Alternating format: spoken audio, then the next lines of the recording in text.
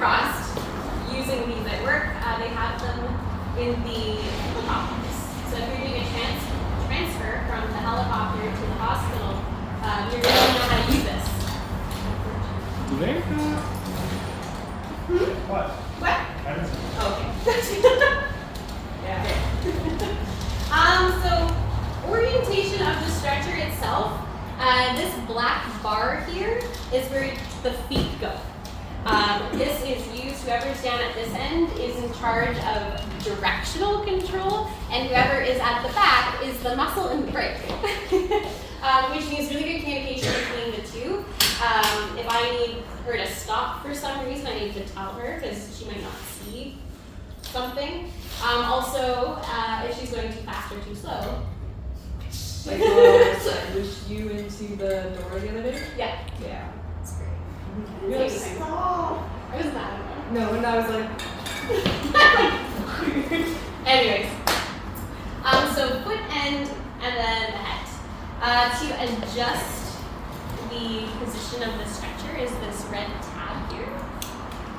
So this position here, this is our full Fowlers.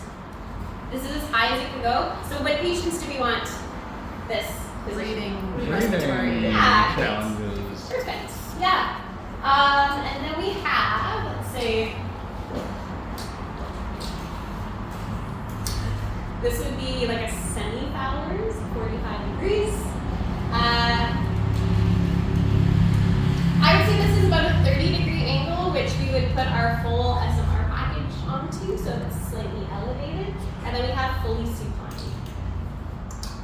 Are there hard stops at those various heights? No, you can stop it at any. Oh, so you have to eyeball the 30. Yeah. This one, you do what actually happens in the ambulance now. It has, because they have the number 9s on the those. So those do have stops in them, and they don't have the hydraulics.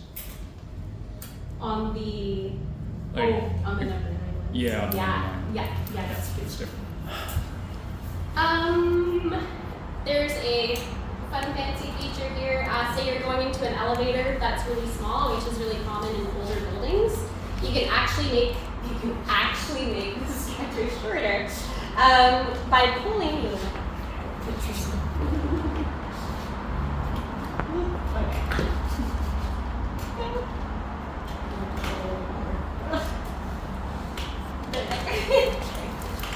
These stretchers make me nervous.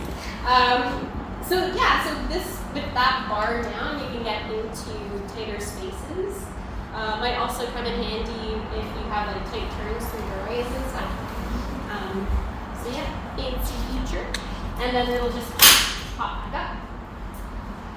And we have our sidebars here. So whenever a patient is getting onto the stretcher, you want to make sure you put the bar down for them. We're not going to make them like try to jump over it. Also, if you're going to be putting the clamshell onto the stretcher, make sure you got those bars down so you don't accidentally like hit the side and tip. Put them back up. You just have to pull the pin and it goes back up. Again. Okay. Now, to lower and raise the stretcher, you have to be very, very, very careful with these. Because we have this black bar here called the gatch, and as soon as that gets pulled, this will drop like a dead weight. And if your partner is not ready or you don't communicate, hey, this is what I'm doing, I'm going to get really hurt. So just be careful. I'm going to say this probably 10 times because it's terrifying. Every class, somebody just like pulls it and it drops, and if somebody's on that stretcher, I just don't want anyone to get hurt. So do not pull this bar unless someone's on the other end and you've made eye contact and we've had a discussion about what it is you're going to do. Yes, and so we're going to demo how low this stretcher can go, and then we'll bring it back up. Yeah, let's do that. Okay. Hand. Ready? Yes. Okay. Okay, so we're going to go all the way down.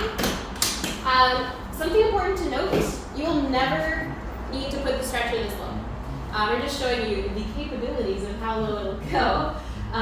But if you were to be picking someone up on the clamshell and putting them onto the stretcher, if we had the stretcher this low, now we're bending over and it's you don't need to, right? You're gonna put the stretcher at a level where you just need to walk over and put them down. So you'll never have to put the stretcher this low. We're just showing you how we go. We'll bring it back up. This isn't as terrifying. Okay. Okay. So with that, I'm holding the gatch in until I've got it at the level that I want it, then I let go. And then it'll lock in, if that makes sense.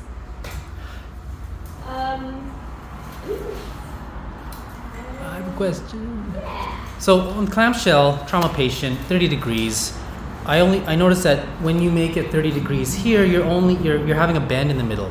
So is it just like weightless in the middle, or is there a way to? It's like laying. So there is a space in the middle. Yeah. Oh. Yeah. Yeah. Okay. Yeah. Sometimes it's just like that slight elevation, and what usually happens is with the weight of the patient, they end up being supine anyways. Mm-hmm. But what was happening before, if we didn't have that elevation, the patient almost ended up feet higher than her head, which we Hmm. so yeah, just a little bump. Okay. Yeah. Does it come with a side gauge? A side